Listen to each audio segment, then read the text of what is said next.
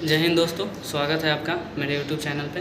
तो आज हम बताने वाले हैं एसएससी जीडी क्या है और एग्ज़ाम पैटर्न क्या होता है, और उसके बाद इसमें आने के बाद सैलरी मिलता है मंथली, और उसका सिलेबस क्या है, मतलब सिलेबस में क्या क्या पूछता है एसएससी जीडी में, ये सब इस वीडियो में बताएंगे आपको, जिससे आपको थोड़ा सा हेल्प मिलेगा। ठीक है, तो चलिए शुरू करते हैं। तो सबसे पहले एसएससी जीडी मतलब इसमें हो गया SSF, CISF, ITBP, CRPF, BSF और एसएसबी, ये जितना फोर्स है अर्धसैनिक बल एसएससी जीडी की एग्ज़ाम से इसमें जाते हैं। ठीक है, एसएससी जीडी मतलब स्टाफ सिलेक्शन कमेटी, और जीडी मतलब जनरल ड्यूटी। ठीक है, तो ये सब जनरल ड्यूटी के लिए वो सिलेक्शन लेता है एसएससी बोर्ड, इसका एग्ज़ाम लेता है। ठीक है, और इसमें इतना सारा पोस्ट आता है, मतलब सब फोर्स का अलग अलग पोस्ट आता है।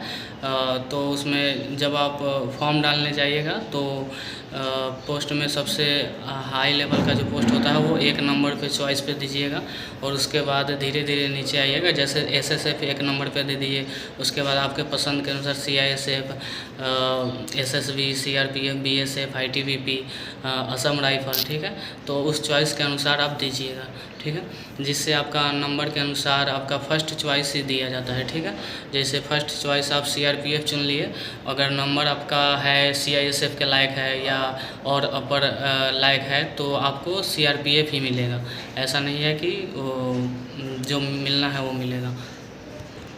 तो फॉर्म भी डालते समय बहुत ही ध्यान के साथ फॉर्म डाला जाता है, क्योंकि फॉर्म डालते समय आपका गड़बड़ हुआ, चॉइस गड़बड़ाया तो आप जाना चाहते थे सीआईएसएफ में और नंबर भी आपका आ जाएगा सीआईएसएफ के लायक, लेकिन 1 नंबर चॉइस पे अगर बीएसएफ डाल दीजिएगा तो आपको मजबूरी में भी ज्वाइन करना पड़ेगा। ठीक है, तो डालते समय ऐसा गलती मत कीजिएगा, ये जानकारी लेकर जाइएगा, नहीं तो साइबर कैफ़े वाला ऐसे ही डाल देता है सबका, उसको कुछ मालूम होता नहीं है, बस वो सीट देखेगा, ज़्यादा सीट किसका है उस हिसाब से अपना मार देगा। ठीक है, मैं पिछले बार गया था तो बीएसएफ का सीट था 10-12 हज़ार, तो बीएसएफ चॉइस कर दिया था मेरा इसके पिछले बार वैकेंसी में, जिसमें तो मेरा मेरिट से नहीं हुआ लेकिन उसमें कर दिया था।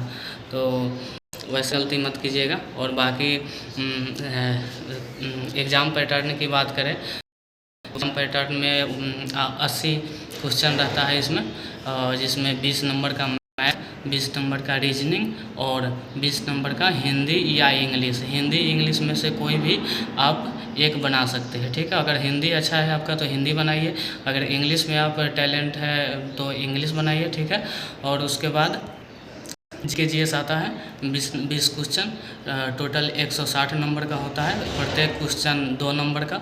ठीक है, और इस बार तो नेगेटिव मार्किंग 8 पे था, मतलब 8 क्वेश्चन गलत कीजिएगा तो 1 क्वेश्चन का नंबर आपका माइनस हो जाएगा। ठीक है, और पहले तो नेगेटिव मार्किंग था ही नहीं। ठीक है, और पहले तो 100 क्वेश्चन पूछा जाता था, लेकिन धीरे धीरे चेंज हो रहा है, और हम लोगों के समय तो नेगेटिव मार्किंग था 4 पे था। ठीक है, 4 गलत कीजिएगा तो 1 का नंबर कट जाएगा, लेकिन इस बार 8 कर दिया है, तो इसलिए टोटल क्वेश्चन मार दीजिए, देखा जाएगा बाकी। और एग्ज़ाम पैटर्न जो होता है, क्वेश्चन इसका बहुत ही आसान आता है। ठीक है, बस एक काम कीजिएगा, आप जो टेस्ट मारिएगा, सेट मारिएगा ना, तो वो टाइमिंग मैनेज कीजिएगा। 1 घंटा के अंदर आपको 80 क्वेश्चन मारना पड़ेगा ना, तो वो टाइमिंग आप मैनेज कर लीजिएगा ना, तो एग्ज़ाम मतलब क्वेश्चन इसका ईजी आता है। ठीक है, तो ये ध्यान रखिएगा।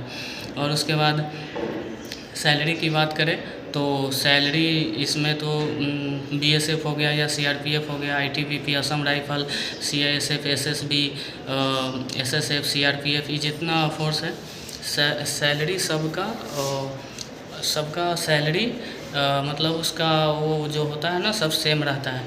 लेकिन इसमें जैसे मैं सीआरपीएफ में हूँ तो इसका बताता हूँ कैसे इसका आता है सैलरी। जैसे बेसिक पे है इसका SSCGD का बेसिक पे अभी है 21,700, ठीक है, 21,700 रुपये। और उसका 46% यानी 9,900 के करीब आएगा। 46% DA मिलता है और उसके बाद TPT मिलता है। अभी ट्रेनिंग में TPT है तो ट्रेनिंग में TPT मिलता है लगभग। ट्रेनिंग सेंटर से आपका घर कितना दूर है उस हिसाब से वो देता है, सबका अलग अलग आता है। जैसे 2,500 3,000 इसके करीब आता है।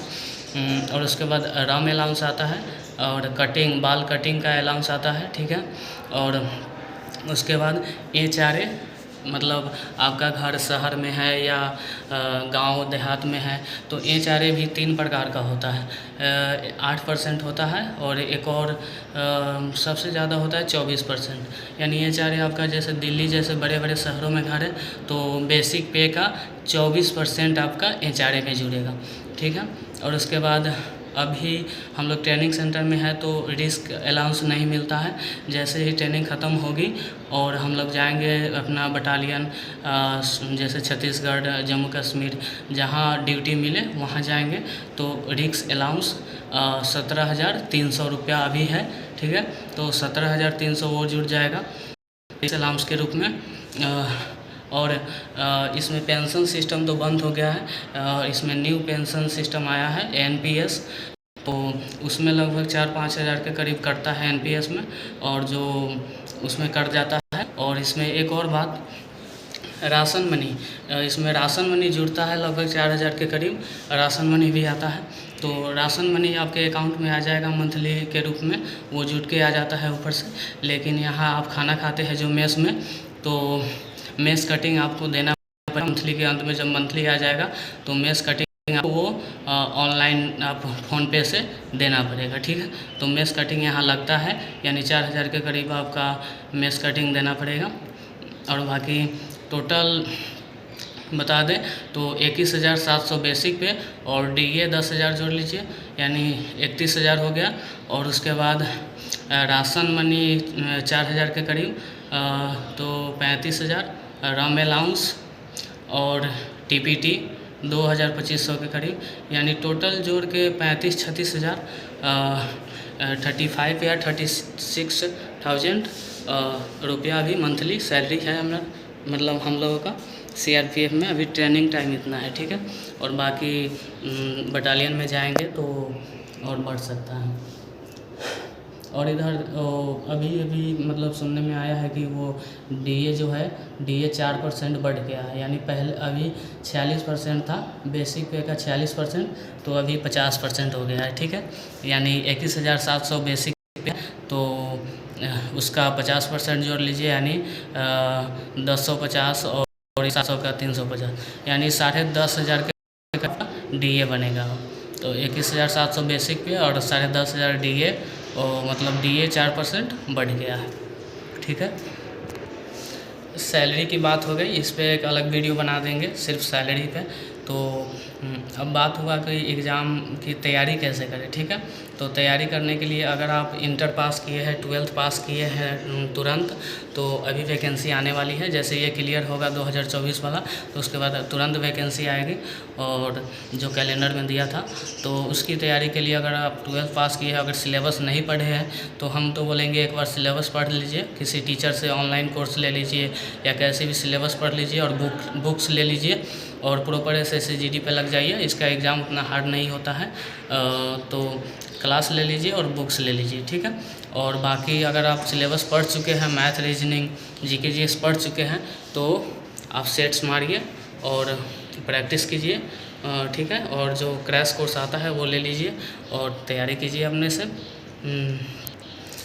तो वही है, एग्ज़ाम ज़्यादा हार्ड नहीं होता है इसका।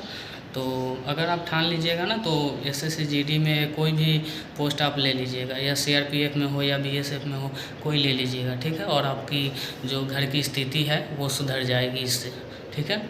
तो मेहनत करते रहिए। और बाकी जिसका इस एग्ज़ाम में नंबर अच्छा किया गया है वो चेक कर लीजिए है, अगर नंबर अच्छा नहीं आया है तो अगले एग्ज़ाम की तैयारी करें और मेहनत करें, ठीक है।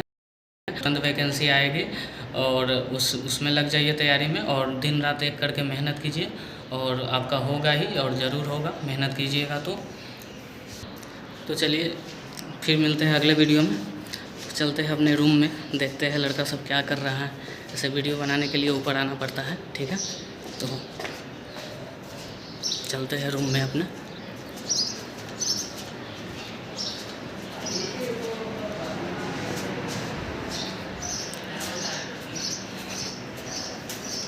ये देखिए बालकनी है।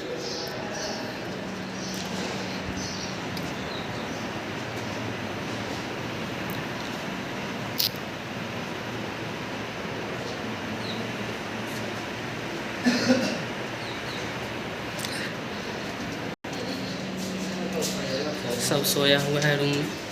तो इधर ये अपना बाथरूम नहाने का देख सकते हैं।